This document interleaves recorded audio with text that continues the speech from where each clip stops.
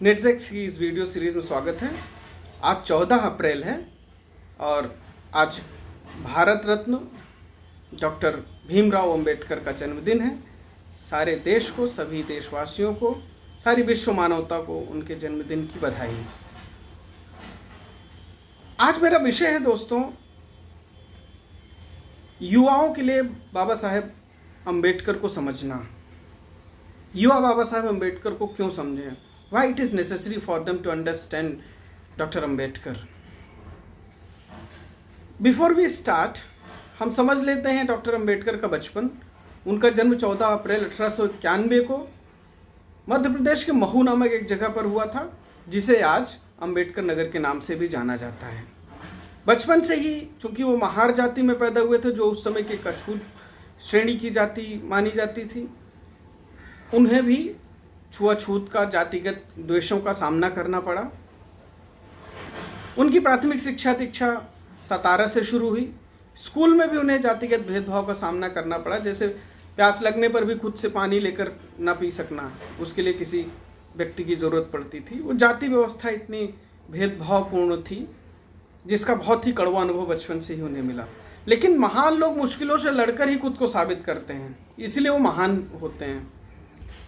उन्हें अलग अलग तरीके से अलग अलग लोगों ने देखा है, समझा और समझा। एक और SC/ST समुदाय के लोग उन्हें अपना मसीहा मानेंगे, वहीं दूसरी ओर हम देखेंगे कि कुछ लोग उन्हें समाज विभाजक के रूप में देखते हैं। लाखों करोड़ों की संख्या में लोग हैं जो उन्हें विश्व मानवता का एक अहम अंग मानते हैं, एक दूत मानते हैं, जिसने विश्व में भेदभाव, छुआछूत और असमानता से लड़ाई में अपना जीवन झोंक दिया। तो डॉक्टर अंबेडकर को समझने के लिए मैं चाहूँगा कि हम बिंदुवार कई तरीके से उनके कई पहलुओं में समझें उनको। डॉक्टर अंबेडकर युवाओं के एक आदर्श के रूप में, तो हमें समझना चाहिए कि बचपन से ही कठिन परिस्थितियों का सामना करते हुए, हर चुनौती को मात देते हुए, एक साधारण सा बालक, जहाँ दूसरे लोग हार कर मजदूर बन जाते, दूसरे लोग पढ़ाई छोड़कर, उनके बाकी के भाई बहनों ने पढ़ाई छोड़ दी, नहीं कर सके, लेकिन डॉक्टर अंबेडकर ने अपनी शिक्षा जारी रखी। हर एक चुनौती, हर एक संघर्ष के सामने अपनी इच्छा शक्ति दिखाई, मौन होकर साधना में लगे रहे, क्योंकि वो जानते थे कि शक्ति जुटाए बिना संघर्ष संभव नहीं। उन्होंने सब कुछ शांति से सहन किया, अपने क्रोध को अपनी ताकत बनाया, अपने रास्ते में फेंके गए हर बाधा के पत्थर को उन्होंने अपनी सड़क बनाया, अपने लिए पुल बनाया। डॉक्टर अंबेडकर ने शिक्षा को, एजुकेशन को अपनी प्रगति का और स्ट्रगल का एक सबसे बड़ा वेपन, सबसे बड़ा टूल बनाया। आप देखिए, वो भारत के लगभग सबसे ज़्यादा पढ़े लिखे पॉलिटिशियंस में से और व्यक्तित्वों में से रहे हैं। और ये पढ़ाई लिखाई करते समय उनके जीवन में कई घटनाएं भी घटित होती रही, जो सबको व्यथित कर देती हैं। पिताजी की मृत्यु हो जाना, विवाह अल्पायु में हो जाना, और विवाह के बाद जो परिवार और गृहस्थी का बोझ आ जाना, एक निर्धन परिवार, आर्थिक रूप से कठिनाइयों से जूझता परिवार। और डॉक्टर अंबेडकर जो अपनी स्कॉलरशिप पाते थे, उसी पैसे में से बचाकर अपने घर को भी चलाने की कोशिश करते थे। तो वो जो तपस्या की, उन्होंने साधना की, वो एक प्रेरणा है युवाओं के लिए कि कितने भी कम साधन संसाधन हमारे पास हैं, हमें अपने आप को अनफॉर्चुनेट कभी नहीं मानना चाहिए। अगर हम संघर्ष करेंगे तो निश्चित रूप से रास्ते निकलेंगे, और डॉक्टर अंबेडकर ने वो साबित करके दिखाया। पढ़ाई करने के बाद वो प्रोफेसर बने, एक शिक्षक के रूप में कुछ समय तक सिडनहम कॉलेज में मुंबई के काम किया उन्होंने। अर्थशास्त्र और पॉलिटिकल इकोनॉमी बेसिकली उनका एरिया था, लॉ उनका एरिया था।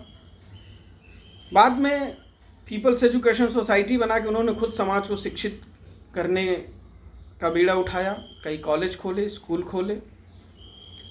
एक पत्रकार के रूप में अगर डॉक्टर अंबेडकर के योगदान को हम देखें तो उन्होंने मूक नायक, बहिष्कृत भारत, इक्वलिटी इंडिया जैसे समाचार पत्रों का संपादन किया, उसमें लेख लिखे और समाज को प्रबोधन दिया। एक एक्टिविस्ट के रूप में अगर हम देखें तो डॉक्टर अंबेडकर ने समाज में फैले छुआछूत, भेदभाव को मिटाने के लिए कालाराम मंदिर में प्रवेश के लिए आंदोलन किया, और कालाराम मंदिर में प्रवेश का आंदोलन के विषय में उनका स्पष्ट मत था कि मंदिर में प्रवेश ही उनका मकसद नहीं, उनका मकसद है उस मानसिकता से लड़ना जो लोगों को मंदिर में प्रवेश से समान रूप से रोकती है।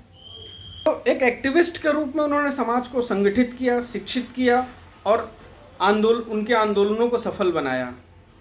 एक लेखक के रूप में डॉक्टर अंबेडकर को जाना जाएगा, जिन्होंने कई किताबें, मोनोग्राम्स, आर्टिकल्स लिखे, जिसमें प्रमुख रूप से annihilation of caste, thoughts on Pakistan, who were Shudras, Buddha and his Dhamma, economics, administration and finance of East India Company, problem of rupee जैसी बहुत सारी किताबें उन्होंने लिखी। और लिखने से ज़्यादा उन्होंने बहुत पढ़ा। उन्होंने दुनिया का इतिहास, समाजशास्त्र, राजनीति, कानून, अर्थशास्त्र, इनका बहुत गहन अध्ययन किया। चीज़ों की उनको बहुत गहरी समझ थी। उन्होंने धर्मशास्त्रों का बहुत गहन अध्ययन किया और धर्मशास्त्रों की बहुत अच्छी समझ डॉक्टर अंबेडकर को थी अपने समय में। डॉक्टर अंबेडकर को युवाओं के एक महान समाज सुधारक के रूप में भी जानना चाहिए, जिन्होंने जाति के भेदभाव से लड़ने की प्रेरणा दी, समानता, लोकतंत्र, स्त्री अधिकार की बात की। चाहे कोई भी धर्म हो, वहाँ यदि स्त्रियों को समानता नहीं है तो वो धर्म मानवता का धर्म नहीं हो सकता, ऐसा उनका मानना था। तो एक महान समाज सुधारक के रूप में डॉक्टर अंबेडकर को युवाओं को देखना चाहिए और उनसे प्रेरणा लेनी चाहिए कि समाज में परिस्थितियाँ कितनी भी विषम हो, सत्ताधारी वर्ग कोई भी हो, लेकिन यदि आपकी इच्छा शक्ति प्रबल है तो निश्चित रूप से आप समाज को न्याय दिलाने में सफल होंगे। एक राजनेता के रूप में डॉक्टर अंबेडकर को देखा जाना चाहिए। शुरू से ही उन्होंने अपने सामाजिक आंदोलनों के माध्यम से राजनीति की तरफ रुख किया। इंडिपेंडेंट लेबर पार्टी बनाई, बहिष्कृत हितकारिणी सभा का गठन किया, अंग्रेजों की सरकार में मंत्री रहे, श्रम मंत्रालय का एक अर्थशास्त्री के रूप में उन्हें याद किया जाएगा। अपने जीवन के अंतिम क्षण में उन्होंने एक आज़ाद भारत में बृहद पार्टी बनाने का प्लान किया, जिसका नाम उन्होंने रिपब्लिकन पार्टी ऑफ इंडिया रखा था। दुर्भाग्यवश उनकी असमय मृत्यु 6 दिसंबर 1956 को हो गई, जिससे वो स्वयं इस पार्टी को लेकर आगे नहीं बढ़ सके। भारत सरकार के पहले कानून मंत्री रहे, राज्यसभा के सदस्य रहे। तो एक राजनेता के रूप में भी उन्होंने अपनी पारी बहुत बखूबी निभाई और अपना बहुत ही अहम योगदान दिया। आज अगर वित्त आयोग है, फाइनेंस कमीशन है, तो ये उन्हीं का विचार है, उन्हीं के विचारों से आया हुआ है। आरबीआई उन्हीं के विचारों से आई हुई संस्था है। सिंचाई की व्यवस्था पर डॉक्टर अंबेडकर, जल प्रबंधन पर डॉक्टर अंबेडकर ने बहुत ही सूक्ष्म और वैज्ञानिक तरीके से विश्लेषण किया और अपने विचार रखे। भारतीय संविधान के निर्माण में he was the architect of Indian constitution. और बिना डॉक्टर अंबेडकर के शायद भारतीय संविधान वो स्वरूप नहीं ले सकता जिसमें आज हम उसको देखते हैं। एक धर्म सुधारक के रूप में डॉक्टर अंबेडकर हमेशा से धार्मिक शोषण और धर्म में किसी प्रकार के भेदभाव के विरोधी थे। के सारे धर्मों का गहन गूढ़ अध्ययन किया, समझा उन्हें, हर धर्म की अच्छाइयों बुराइयों को समझा, तब जाके उन इस निष्कर्ष पर पहुँचे कि बुद्धिज़्म ही एक ऐसा दर्शन है जो इन मानव को मानव की तरह ही स्वीकार करता है। उस पर कोई प्रपंच नहीं लादता, उस पर कोई परंपराएं नहीं लादता, उस पर किसी प्रकार का भेदभाव नहीं लादता और हर किसी को व्यक्तिगत रूप से सेल्फ एनलाइटनमेंट का जो रास्ता देता है वो बुद्धिज़्म है। अप दीपो भव, स्वयं प्रकाशमान होने की जो एक फिलॉसफी है वो बुद्धिज़्म है, इसलिए उन्होंने बुद्धिज़्म को स्वीकार किया। सो ये कुल मिला के डॉक्टर बाबा साहब अम्बेडकर का बहुआयामी व्यक्तित्व है। एक शिक्षित व्यक्ति के रूप में, एक शिक्षक के रूप में, एक लेखक के रूप में, एक पत्रकार के रूप में, एक समाज सुधारक के रूप में, एक धर्म सुधारक के रूप में, एक राजनेता के रूप में, एक कानूनविद और संविधान निर्माता के रूप में। और जब हम डॉक्टर अंबेडकर को सही तरीके से समझ पाएंगे दोस्तों, तभी हम समाज को और ज़्यादा शिक्षित, संगठित कर पाएंगे और बुराइयों से संघर्ष करेंगे। अंतिम बात कहीं ना कहीं कहूँगा कि अफसोस होता है जब देखता हूँ कि डॉक्टर अंबेडकर के ही अनुयायी, उनके खुद अनुयायी होने का दावा करने वाले, फॉलोअर होने का दावा करने वाले लोग ही उनके नाम की राजनीतिक रोटियां सेकने की कोशिश करते हैं, लेकिन समाज के हित में कोई कार्य उनका दिखता नहीं।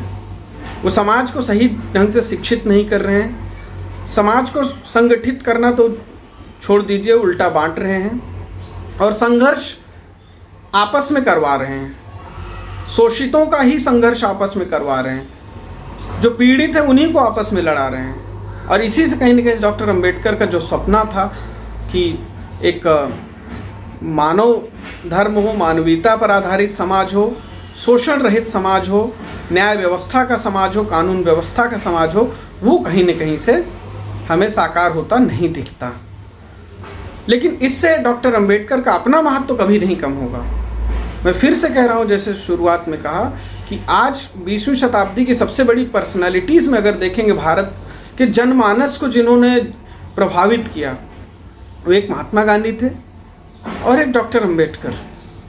महात्मा गांधी ने जनमानस को अहिंसक रहते हुए खुद के रिफॉर्म से दुनिया को बदलने का रास्ता दिखाया। Be the change you want to see in the world. और दूसरी तरफ डॉक्टर अंबेडकर ने शोषण पर आधारित व्यवस्था से लड़ने और लड़के उस व्यवस्था को बदलने का रास्ता दिखाया। और कहीं न कहीं से ये हम देख रहे हैं कि आने वाले समय में डॉक्टर अंबेडकर राजनीतिक रूप से कम महात्मा गांधी को बहुत पीछे छोड़ देंगे। और राजनीति, चाहे वो वोट बैंक पॉलिटिक्स हो, चाहे वो किसी भी तरह की राजनीति हो, उसमें डॉक्टर अंबेडकर की प्रासंगिकता दिनों दिन आने वाले दिनों में बढ़ती जाएगी।